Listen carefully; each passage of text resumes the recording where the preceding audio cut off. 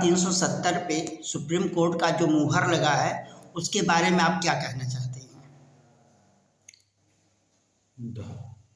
संविधान का अनुच्छेद 370 जिसे हम धारा 370 कहते हैं, ये 370 ही नहीं बल्कि 35A भी समाप्त किया गया।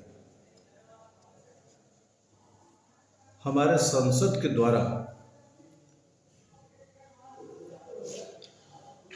19 में इसकी समाप्ति की गई, जिस पर कि राष्ट्रपति का मुहर भी लग गया था। वैसे तो धारा 370 भारत को खंडित करने वाला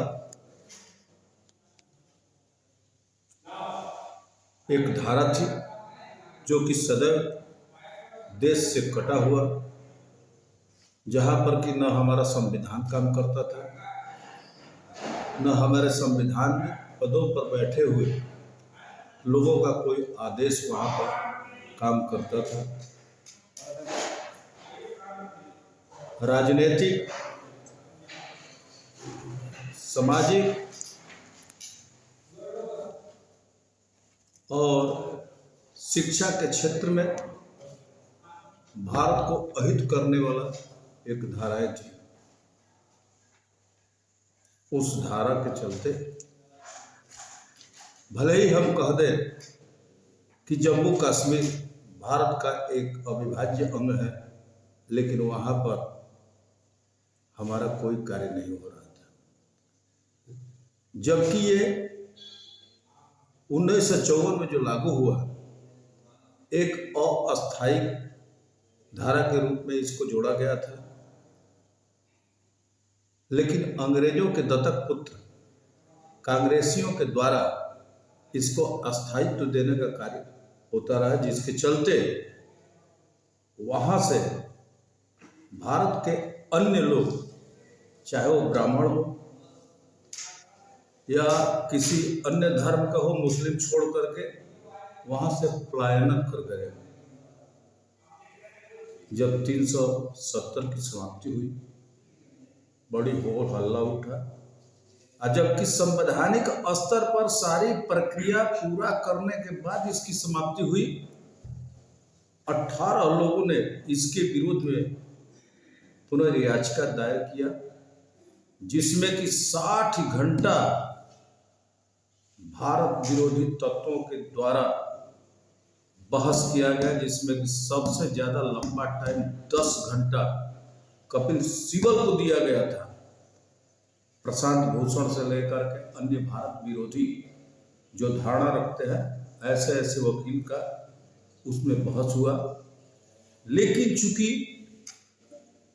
संविधान संविधान होता है, नियम नियम होता है, और 5 जजों की बेंच ने इसका फैसला वैसे 5 अगस्त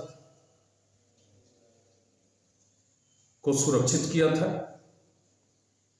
और आज ये फैसला सुनाया गया, जिसमें कि इसको समाप्त करने का सारी प्रक्रिया को वैध माना है।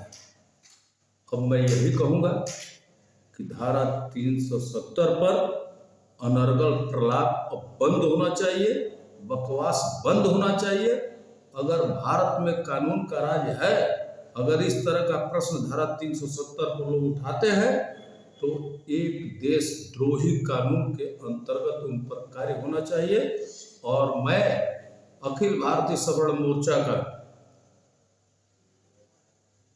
राष्ट्रीय प्रभारी प्रबुद्धवर मंच का मैं सुप्रीम कोर्ट को धन्यवाद देता हूं कि जो इन आताताइयों का, जो भारत विरोधी तत्वों के मुंह पर लगाम लगाया है और अविभाज्य भारत की ओर ले जाने का एक मार्ग प्रशस्त किया है, और उनको सबक दिया है कि ऐसे राष्ट्र विरोधी आवाज को बंद करो। और 370 धारा एक इतिहास हो गया है। मैं पुनः सुप्रीम कोर्ट को धन्यवाद देता हूँ। जय हिंद, जय भारत।